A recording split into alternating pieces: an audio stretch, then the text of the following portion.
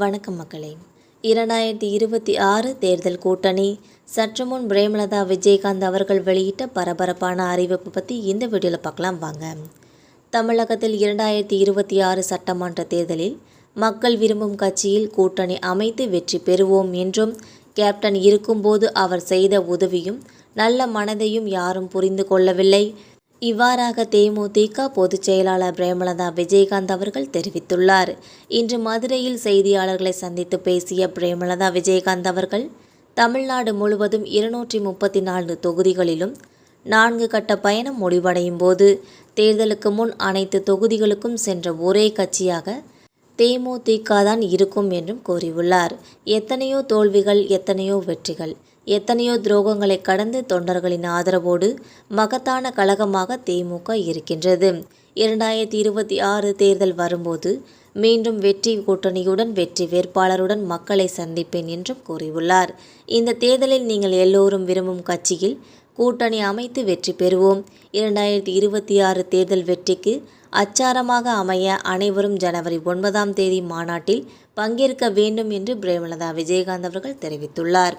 மேலும் சட்டசபை தேர்தலில் திமுக மற்றும் அதிமுக ஆகிய இரு கட்சிகளிடமும் தங்களின் டிமாண்ட் என்னவென்பதை தேமுதிக கூறியிருப்பதாக தகவல்கள் கிடைத்துள்ளது. எந்த கட்சியுடன் கூட்டணி என்பதை ஜனவரியில் நடக்கும் தேமுதிக மாநாட்டில் கூறவுள்ள பிரேமலதா விஜயகாந்த் அவர்கள், இம்முறை கூடுதல் தொகுதிகளில் போட்டியிட வேண்டும் என்பதில் தீவிரமாக இருப்பதாக தெரிகிறது. சட்டசபை தேர்தலுக்கு இன்னும் 5 மாதங்கள் மட்டுமே இருக்கும் இந்த நிலையில் அனைத்து கட்சிகளும் தேர்தல் பணிகளை முடக்கிவிட்டுள்ளன. அதேபோல சிறிய கட்சிகளை தங்களின் கூட்டணிக்குள் கொண்டு வர வேண்டும் என்பதில் இரு பெரிய கட்சிகளும் தீவிரமாக இருக்கின்றன. அந்த வகையில் தேமுதிக எந்த கட்சியுடன் கூட்டணி அமைக்கும் என்பதை எதிர்பார்ப்பாக உள்ளது. 2 மாதங்களுக்கு முன்பாக திமுக கூட்டணி பிரேமலதா விஜயகாந்த் பக்கம் செல்வார் என்று கூறப்பட்ட போது திடீரென அதிமுகவின் முக்கிய நிர்வாகிகளான KC வீரமணி அவர்கள் சந்தித்து பேசினார். அதன்பின் தேமுதிகவின் 3ஆம் கட்ட சுற்றுப்பயணம் மதுரையில் தொடங்கிய போது அதிமுகவின் முக்கிய நிர்வாகிகளில் ஒருவரான RP உதயகுமார் அவர்கள் பிரேமலதாவை நேரில் சென்று சந்தித்துவிட்டு வந்துள்ளார். தேமுதிகவை பொறுத்தவரை வாக்கு சதவிகிதம் குறைவு என்றாலும் அந்த கட்சி போட்டியிடும் தொகுதிகளில் பூத் கமிட்டியை சரியாக செய்து முடிக்கும் அனுபவம் இருக்கிறது. நாடாளுமன்ற தேர்தலின் போது விருதுநகர் தொகுதியில் போட்டியிட்ட விஜய் பிரபாகரனுக்கு கட்டமைப்பு ரீதியாக சிறப்பாக பணிகளை செய்து முடித்திருந்தது தேமுதிக. தற்போது தேமுதிகவுக்கு அதிக தொகுதிகள் கொடுத்தால் சரியாக இருக்காது என்று எடப்பாடி பழனிசாமி அவர்கள் கருதியிருக்கிறார்.